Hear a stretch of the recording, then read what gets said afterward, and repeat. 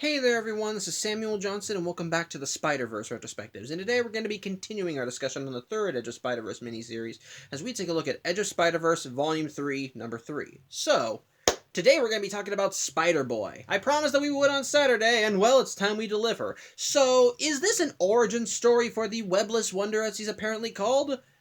Not really.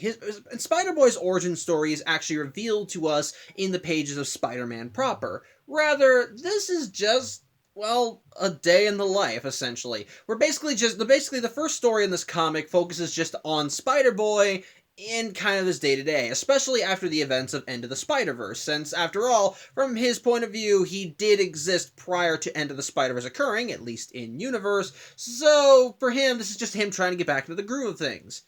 Only problem is, nobody knows who the hell he is. Basically, apparently when Spider-Boy was stabbed with the totem dagger, it was very thorough, because as Spider-Boy is just jumping around New York proclaiming, "Hey everyone, guess who's back?" Everyone just kind of looks at him and thinks, who the hell is that kid? Which, everyone's a little hurt by, especially since one woman calls him the human flea. But after getting some privacy, Spider-Boy decides that if people don't recognize him as Spider-Boy, then maybe at least someone will recognize him in his civilian identity. Which I'm just going to reveal his real name right now, since they kind of wait till the end of the story to reveal it. His name is actually Bailey Briggs, and yeah, he's a cute kid. Actually, let me see if I can find a picture of him. Like basically Bailey is this. Just a wide-eyed, curious kid with freckles. He's basically just he's just a sweet kid.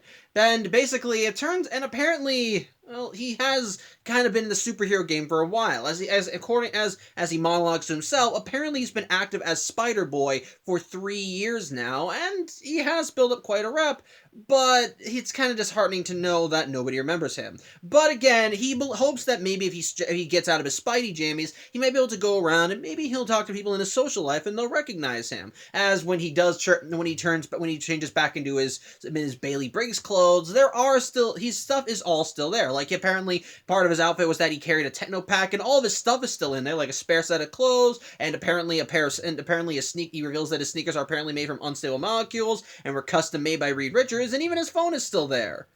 Although apparently his plan has been revoked and now he can only make emergency calls with the thing. So yeah, that's immediately another indicator of just how thoroughly he was erased from existence. And as such, when Bailey does try and go back to his normal life, well, he has just as much luck there as he does with people recognizing him as Spider-Boy, as he does go up to someone that he hopes does remember who he is. In this case, Aunt May. Because after all, since Bailey apparently did intimately know Peter Parker, Miles Morales, and all that stuff, he would at least know who Aunt May was. But she doesn't recognize him and thinks that he's just a lost kid. And as such, when Bailey realizes that May doesn't recognize him, he kind of needs to fight back tears. And so as she tries to call someone, and so she wants to get out her phone to see if she can call his parents, well, Bailey just leaves and just kind of goes to other places where he thinks he can find home. In this case, he goes to a feast center, because apparently he actually lives at a feast center, even has a locker there. But sadly, nobody at Feast even knows who he is either, as apparently even the lady at the front desk, who Bailey apparently knows, doesn't recognize him at all. As such, Bailey just kind of brushes it off and decides, whatever, if people don't remember who I am, I'll just go and get my stuff and get out of there. And he does find his locker, and he does still know the combination, but the thing is just clean. There is nothing in there. Any personal effects that Bailey had are just gone, including, sadly, some of the more very personal stuff, like a picture of his mother.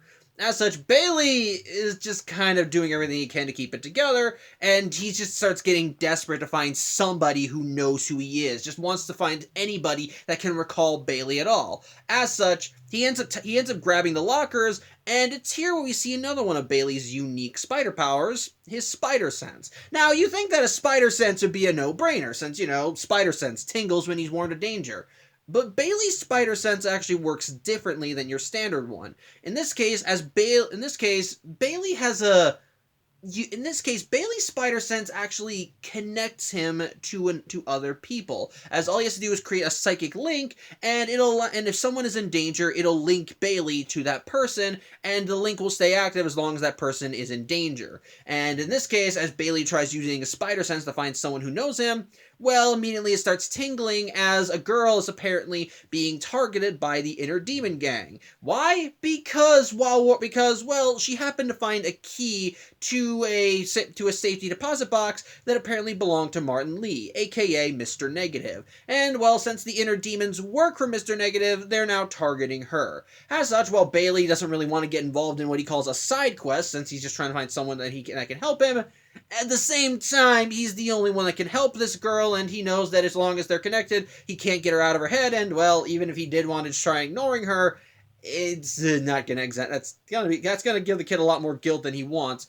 As such, he finally just says screw it, and he suits up into his Spidey jammies and goes to help her, just as the Inner Demons manage to chase this girl down into an alley and corner her. As such, the Inner Demons pull out their energy weapons and get ready to duke it out with her, but it's at this point that Bailey comes in as Spider Boy and just starts kicking the Inner Demon's ass. And immediately from the outset, we see that Bailey is actually a very versatile and actually well-experienced superhero, as he's just wiping the floor with these guys something fierce. And of course, since the Inner Demons have no idea who Spider-Boy is, they don't know how to counter him, but apparently Bailey's duked it out with these guys plenty of times, because, well, he knows how they operate, he knows what they work for, he knows their tactics, hell, he also even knows that apparently the Inner Demons themselves are supposed to be almost invulnerable to everything except their own weapons. As such, he just keeps grabbing the swords and chucks it at him, and apparently that's enough to knock some of them out. It's actually very creative and very smart. Basically, Bailey's just essentially taking out some aggression, and you know what? He deserves it, and he's he's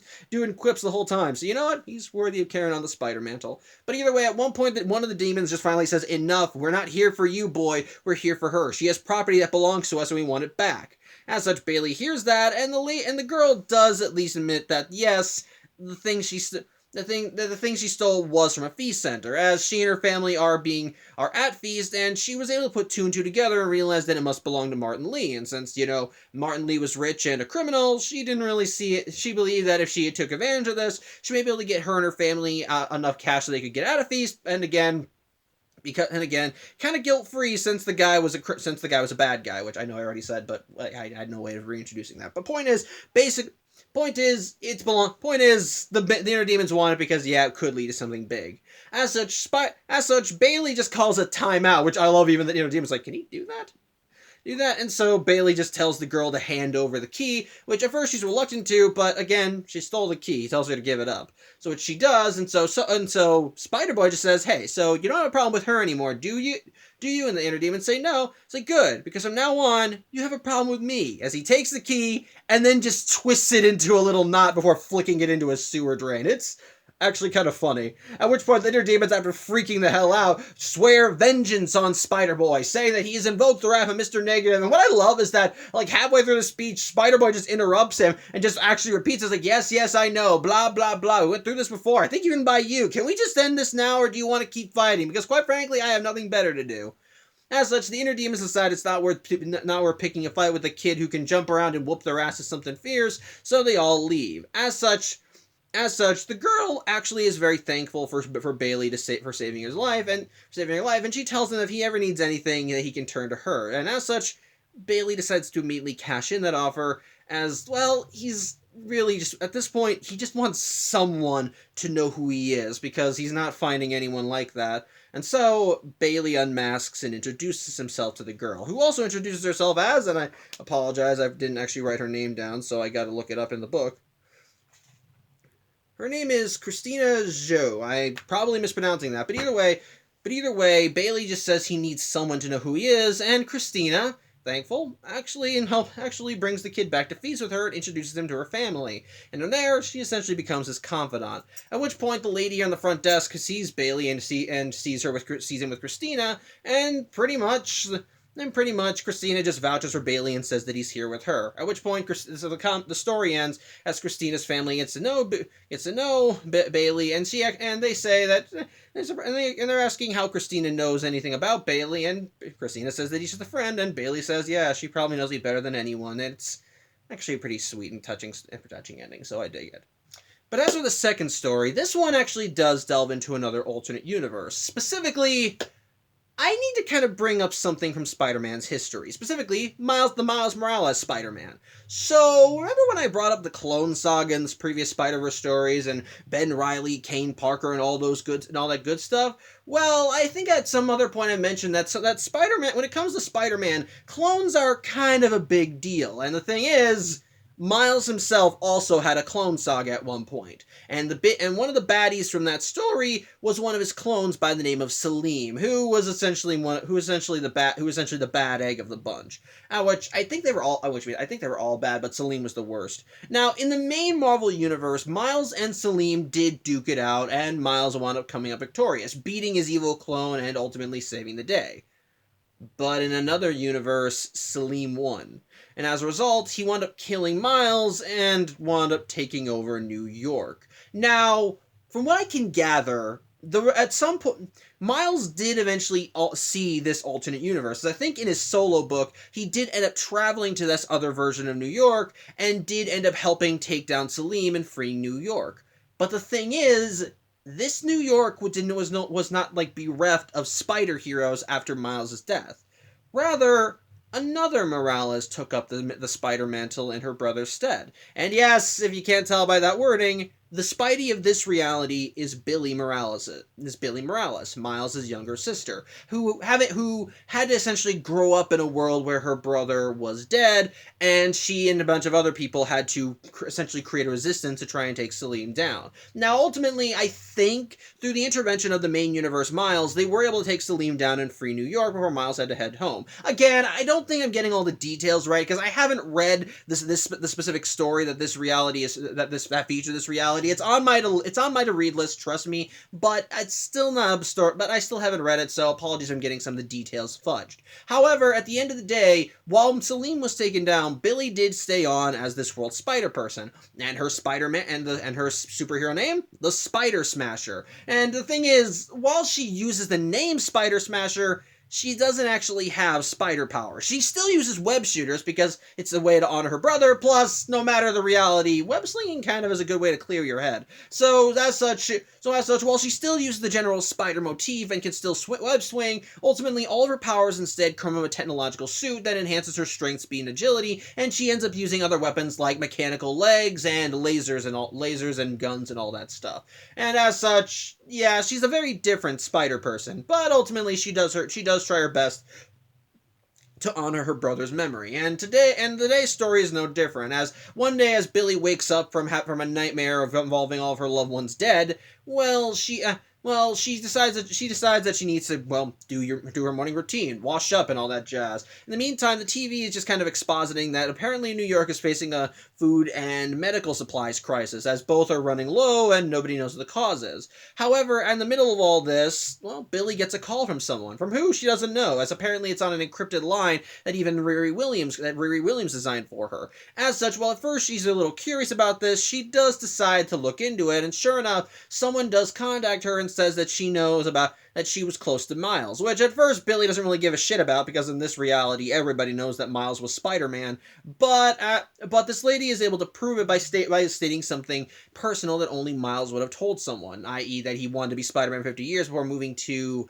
I think, Guatemala? Let me look it up. I gotta remember because I don't remember all the specific details. Hold on, let me see if I can do it. Let me see if I can find... No, Mayaguez. Mayaguez. I'm probably butchering that pronunciation, but either way, it's enough to convince Billy that this person probably did know Miles, and as such, Billy decides to at least meet this person, who tells him who tells Billy to meet them on the roof of the old Daily Bugle building. As such, Billy suits up into her Spider Smasher outfit and goes to meet her. And while at first Billy is hostile, the person is able to outmaneuver her, and we see who it is. This is the Black Cat, a different Black Cat. Let me see if I can actually get a good shot of her. As it's not Felicia Hardy, it's this lady. Again, I don't read a lot of Miles Morales' books, so apologies if I have no idea who this is, but she and Miles were close, and the thing is, she wants Billy's help. You see, with the medical shortage in New York going on, essentially there is a boy who kind of needs some medical supplies ASAP, And well, with the shortage, apparently he's not going to get. Apparently he's not going to get. He's not going to. He's not going to. Yeah. With the medical shortage, essentially he's not doing so well. He needs ibuprofen. In fact, he needs ibuprofen ASAP, or else he'll probably end up having a seizure. As As such, the Black Cat asks Spider Smasher to essentially look into all this, and she even has information on where the next heist in medical supplies is going to be, at a building, a place called the Wortham Building. And as such, while Spider Smasher wonders why she can't do all this, hold on one second. Sorry, I was looking it up. But basically, Spider Smasher asks why Black Cat doesn't do all this, but she states that apparently the job runs too deep, and it's a job for a spider. As such, while Billy is reluctant, she decides to still take it up since this lady invokes Miles' name, and so Billy suits up and goes to the Wortham Building at the time when things are supposed to go. At the time when the heist is going down, and sure enough, there are a couple goons there that are grabbing any medical supplies that they can. As such, Billy ends up bursting in her Spider Smasher outfit, and after deflecting enough bullets with her legs, she immediately goes in for the kill, so to speak. Now, doesn't actually kill them, but she does end up going in close and wants to know who the hell these people are working for and why they're stealing medical supplies. Unfortunately, she doesn't manage to get very far, as something hard and fast smacks her in the face and knocks her out. And the one that hit her was the supervillain Bullseye, who says that Spider Smashers should count herself lucky that they have other places to be right now.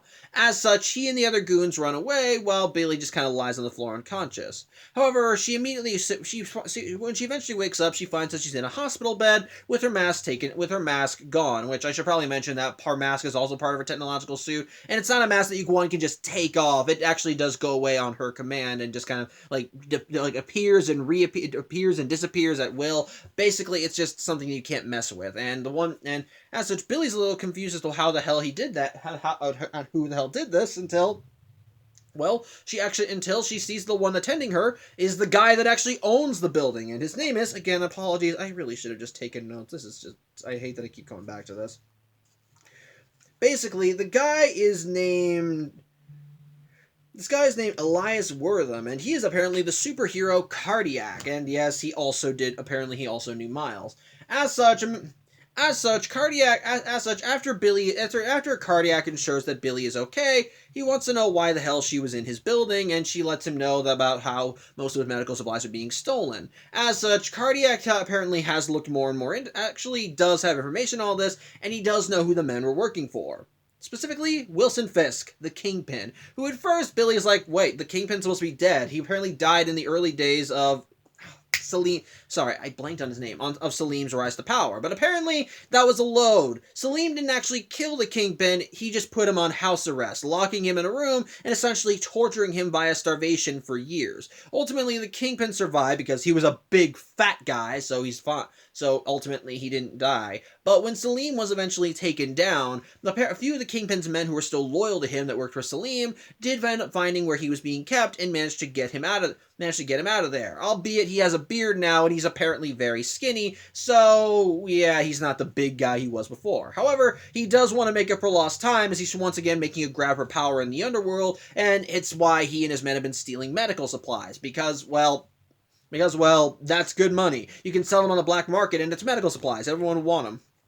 As such, apparently, Cardiac does know where Wilson Fisk's hideout is, and so once Spider Smasher reorients herself, she and Cardiac go out to duke it out with Wilson Fisk, who it turns out is also responsible for the food shortage because it's the Kingpin, and he's a very skinny guy right now. He wants to kind of build back up the bulk, as it were. And what I love is that when we manage to find him in the middle of his warehouse full of all the stolen medical supplies, he's in the middle of eating and demands that the chef prepare the next meal to be served to him in 2 hours, and then he wants to have the chef killed because apparently he did not do good on the steak. But thankfully, this is when the superheroes arrive and start messing with the Kingpin's shit, and ultimately, Spider Smasher and Cardiac are doing well against the Kingpin's gang, though the Kingpin does get in close to Spider Smasher and gets her in a headlock before Cardiac throws him off, and as such, Now, so the Kingpin decides to essentially just cut his losses, as he decides that if he can't overpower them, he'll at least make it so that he'll at least make sure he can live to fight another day. As he hits a trigger and essentially sets off a few specific explosives in the building, causing the whole place to go up in flames. As such, while Billy wants to go after the Kingpin, Cardiac tells her that they came here for the medical supplies, and again, there's a kid who needs them right now, which Billy explained. So they kind of need to take their victories where they can and try and save as many medical supplies as possible. Unfortunately, the fire has spread so far they can't grab a lot of these things. But thankfully, Billy has a counter to this, as apparently the Kingpin actually shut off the sprinkler system to the building in case he ever needed to blow it up. But thanks to the technology in her mask, Billy is able to hack the sprinkler system and has it go off and put out the flames before anything can be majorly damaged. And as such, yes, the day is saved. The medical supplies that were stolen have been recovered, and as a result, everyone that needs the medical supplies can finally get them, including the boy that the Black Cat wanted to save, the comic cuts ahead to 2 days later as Billy is meeting up with the Black Cat, who has the boy in question, who it turns out, this boy is her son. As such, Billy is able to put two and two together and quickly realizes that, yeah, Miles and the Black Cat were probably an item at one point, even managing to guess that she's a Puerto Rican, because apparently Miles had a thing for Puerto Ricans, and as a result, after the Black Cat thanks Billy for her help and takes her and jumps away and swings away with her son in tow, she tells Billy that she knows Miles enough to know that if Miles could see her now, he'd be proud of her. And the comic ends with Billy seeing a phantom image of Miles giving her the peace sign before she cries and says, "Yeah, I know." So that's another sweet story. So yeah, okay. Thoughts on both of these stories? Well, first let's talk about the Spider-Boy story, and quite frankly, I like it. It's honestly a great way of getting us introduced to the character. Well, here's the thing. It's kind of a challenge with how Spider-Boy was introduced. I feel like it would be kind of a challenge to properly integrate him into the Marvel Universe, especially since in universe, he was a pre-established character. Of course, from our perspective, he was not a pre-established character. Hell, even in universe, nobody knows who the hell he is. But from his point of view, he is a character who's had plenty of experience as this superhero, and ultimately, he does have a pre-established history. One that we don't know, but one that he has lived through. So ultimately, I feel like it would be a bit of an uphill battle to essentially make a character like Spider-Boy and actually have him be someone you can immediately be attached to, sympathize with. Hell, when Spider-Boy first appeared, apparently a lot of people kind of made fun of him at all. Like they edited him into a lot of integral moments in Spider-Man's mythos and pretended, oh, he was always there and all that. And I won't deny those were kind of funny. But in the case of in universe, it would be hard to make a character like Spider-Boy actually someone that you could sympathize with. After all, he's just supposed to come right out of nowhere, have this history, and we're just supposed to kind of accept him. Well, that's easier said than done. With that said, though, this story has a great job at immediately making you feel sorry for this kid, because his pathos is a genuinely good one. Like I said, because he's a pre-established character, he does have a history in this universe. He does have people he knows, people he cares about, people that he's formed personal bonds with, but because of how thoroughly the knife rewrote history when he was stabbed, all that has been undone. Nobody remembers him. And I don't mean like people don't remember him as Spider-Boy. I mean nobody has remembered him, which is going to be a little confusing, sort of, because as we saw with Peter, all the knife really does is make it so that the person it stabs just never became a spider person at any point. But you could argue, but considering how Bailey got his powers, which I'll just say this right now, he was the result of a medical experiment involving a supervillain, meaning he was essentially kidnapped and had to be taught by Peter how to use his powers, how to properly control the spider mutations. Basically, I suppose that in the new timeline, it was that he never got kidnapped, and so he never got kidnapped, or worse, that he died as a result of the experiments. My point is this. Apparently, the point is this. But either way, I guess I gotta explain why nobody knows who he is, but you're kind of even forgetting all that. Because of how thoroughly history was rewritten when Bailey disappeared, even when he comes back, Nobody recognizes him. Keep in mind that when Kane was restored thanks to the mystical spider totem that Neith gave the Spider Army. While everybody still remembered Kane, nobody recalled that he was at the battle. Though apparently some people did start recalling it after he was restored. But in the case of Spider Boy, his life was just completely erased. Kind of similar to what happened to Peter, except we don't see what Bailey's life was like if he had never become Spider-Boy. It's just, he is gone. Nobody knows him. People that he should be close to see him as a total stranger. And what I think works about this is because he's an orphan. He doesn't have anybody. He has no family, no friends, no connections beyond the people that he met because he was Spider-Boy. As a result, so like Peter Parker, Aunt May, or even the lady at Feast. He doesn't know any of them because, yeah, I'm assuming that he only met those people after Peter saved him, which makes sense. So as a result, he has no one he can go to, and any trace that Bailey Briggs existed at all is gone. There are only like maybe a few bare things that are still left in reality that signify that he existed at all, and all of those things are stuff that he had on his person when he was erased, like his techno pack with all of his personal supplies, or the combination to the lock, which you can make, or the combination to the lock to his locker, which you can make the argument that was like a generic locker provided by the Feast Center. So of course the combination would be the same, but anything that would actually have him be a connection is gone. And quite frankly, that immediately makes you sympathize with him because I gotta remind you, this is just a kid. That Bailey Briggs may have spider powers. He may dress up in the red and blue jammies and go and fight supervillains, and he may be good at it. But he's still a kid who has no one in the world. Even before he was erased, those key human connections were gone, and he only had so many he only had so many people who knew him. But now that he's been restored back, he finds himself in a world where nobody knows him, not even those very few connections, and you can see it hurting him. You can see just how much it tears at his heart to go out to Aunt May and call her by name, and she's like, "Oh, hello, young man, who are you?" Like, it just immediately, you can just feel the stab to the gut, the heart right there. Like, that hurts. And then to even add insult to injury, when he goes to the Feast Center and goes to what it was supposed to be his locker, there's nothing there. And like I said, one of his personal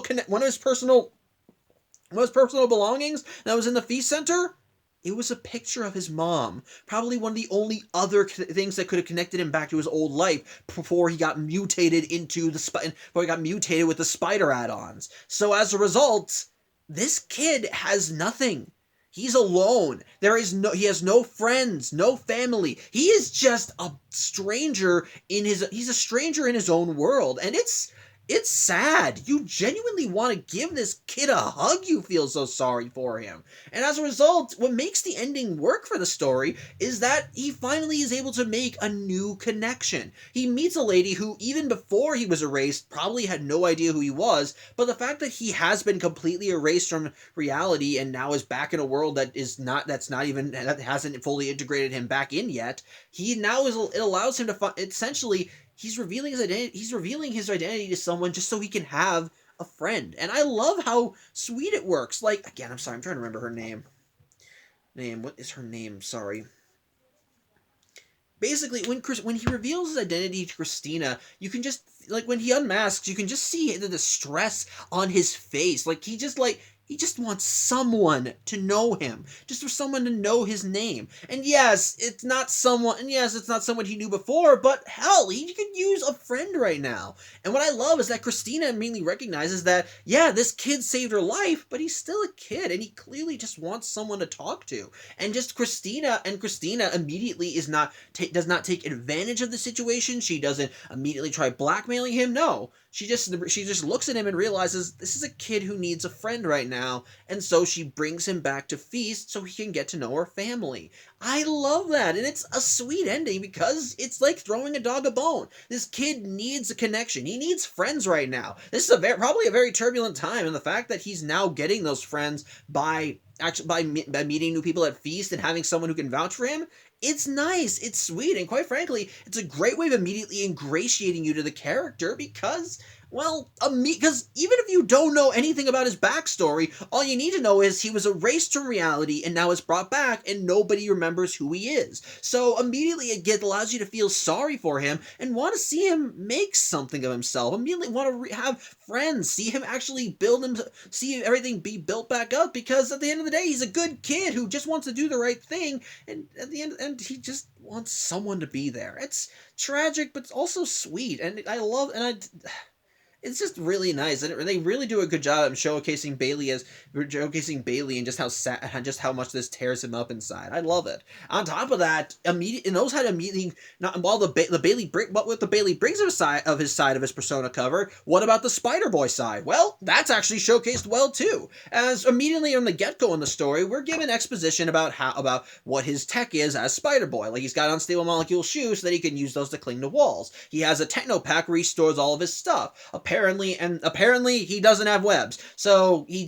mostly relies on his agility, which again, like I think I brought this up before, but it's always a pet peeve of mine when spider people don't have webs. So but either way, even forgetting all that, it still does a great job at setting him up setting up what he can do about his basic go-to arsenal is as Spider-Boy, while also giving us some more details about his powers. And what I like is that he isn't just like a carbon copy of Peter Parker. His powers are unique, much like how Jessica Drew has the Venom blasts. In that same case, Bailey Briggs also has unique abilities. In this case, he doesn't have Venom Blast. It's not like with Miles. He can't turn invisible. And he can't turn invisible either.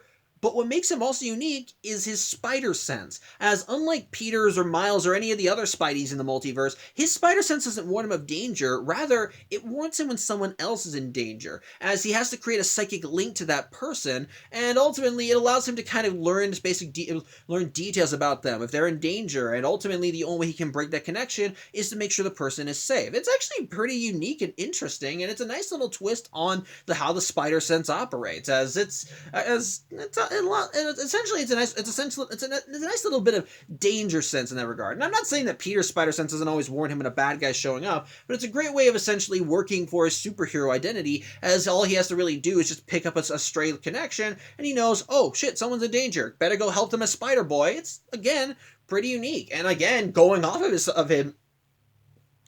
his clear experience as Spider Boy, he just kicks ass. Like we see him fighting against the inner demons. It's not only showcasing him as a good quipper, as he's just knocking them to hell and back, especially as he makes fun of the fact that they still don't know who he is. But he also is very adept, as he knows the demon's secrets, knows how to adapt to them, knows how to fight them off, is aware of their weaknesses and exploits them. I like seeing that, and we still see that he's a good kid with a good heart. As once he learns the root of the problem is that Christina stole a key belonging to the demons, his response is, okay, hand over the key. And when she does, he just twists it in like, there. Now no one has it. No one has it. Now go away. It's smart, snarky, but also doing the right thing. It's a good way of helping set up his connection to Spider-Man, while also showcasing his talent, wit, and creativity as a superhero. And quite frankly, it's a great way of ingratiating him to the reader, and ultimately, I think it all comes together to make a really good story. Bailey's pathos is very interesting and unique, and immediately ingratiates him to you, because you genuinely feel sorry for this kid and want to see him actually get something good out of life. And it does well at establishing the Spider-Boy side of things by showcasing what his general setup is as a superhero, some unique powers of his, and ultimately how well he can kick ass in his Spidey jammies when he wants to. It's a good stuff, and at the end of the day, I think it's a good way of allowing Spider-Boy to help step into his own and showcase just what kind of a superhero he is. So on the whole, good story. As for the Spider Smasher story, this one is also pretty good. Even as someone who did not read the story that this universe spawned from, I think this is a good way of getting. I think this is still a good story, as it gives enough exposition so that even if you're not familiar with the original story, you can still understand what the basic setup for this world is. That in this reality, a clone of Miles, Salim, killed him, took over New York, and as a result, his younger sister Billy took on the mantle of the Spider Smasher, both to honor her brother's memory, while also trying to take down Salim. And at the end of the day, with us also getting the exposition that New York has only recently been freed and is still in the midst midst of trying to get back into some form of stability with the big bad no longer in charge. I do actually appreciate that, and ultimately at the end of the day, the story is just honestly pretty entertaining. It's cool seeing. It's nice, even with the story actually, in fact, it immediately kind of helps him showcase what Billy's mindset is, as unlike a lot of other Spideys in the multiverse, she's a lot more serious, which I'm not saying we haven't seen our share of serious Spideys before, thanks to Spider-Verse, but what I mean is, she's not the quippy kind of spider person. The world that she grew up in was not a kind one, and even in the present day, she is still wary of people and what they have, like when she meets the Black Cat, all she really knows is that she knew Miles, but that doesn't mean that their relationship was positive or negative. It just means that they knew each other. And immediately her response is, "Okay, what's your deal? And what's your deal? And if you're here to trick me, I will whoop your ass." It's essentially showcases how kind of closed off she is, but at the same time, she is still trying to do the right thing, if not for herself, then at least for her brother's memory. And as a result, when the Black Cat asks her, "Hey, I know who's stealing all these supplies, can you look into it?" She takes it up, and she takes it up. And I think it actually is some good stuff. I think it's some good stuff, and ultimately, what you kind of get from the story is that she is clearly trying to do the right thing, but ultimately, what made her become a superhero wasn't with great power comes great responsibility. It was more rather, I need to do the right thing. It's more rather, I need to honor my brother's memory, but the world I live in is a little harsh, so am I. It's very unique, but also does offer much in the way of character development. We kind of do see that in the story, like when Billy and Spider Smasher go to the Kingpin's warehouse to get all the medical supplies back, and when the Kingpin blows the place up, Billy's response is immediately go after the supervillain, but it's Cardiac has to tell her, "No, no, we're here for the medical supplies. We need to make sure they're okay." Which is nice. And throughout the story, you do get a sense that she's a bit more she's more closed off, but she is still trying to do the right thing and trying to help other people out. And by the end of the story, it actually does at least feel like that there is still something warm and sweet in there, as when she does get the medical supplies back, and it is affirmed to her that the Black Cat is on the up and up, she's just immediately a lot more friendly with her and actually gets a lot more sociable. And I do like that by the end, when she is told by the Black Cat that her brother would genuinely be proud of her, it does bring a tear to her eyes, because hey, at least it makes it feel like her brother's still there if she's doing good work and helping others. It's actually pretty sweet and nice. And as such, combine that with some genuinely cool action, and with seeing Spider Smasher duke it out with the Kingpin as men, even teaming with Cardiac, and on the whole, you have another genuinely good and entertaining story that delves into some serious stuff while giving us a bit of a light ray of hope, and seeing that while one Spider-Man may be gone, there's still someone there to carry on the fight. It's good, it's sweet, it's nice, and on the whole, just a good story. So, yeah, I think that's really all I have to say. Spider-Boy story, good, great story that helps set up the character rather well, and also makes you feel. It's a good story that helps whatever. It's a great story that helps ingratiate the character very well. And the Spider Smasher story, really good tale that I think even if you don't know the universe, you can genuinely enjoy, with some fun action, a great lead, a great moral, and genuinely sweet ending. So on the whole, good issue. So yeah, I think that's really all I have to say. I thank you for watching. As always, I'm Samuel Johnson, and I hope to see you on Thursday as we look at the final issue of this mini-series. So to them, I hope you have a good Tuesday, and take care.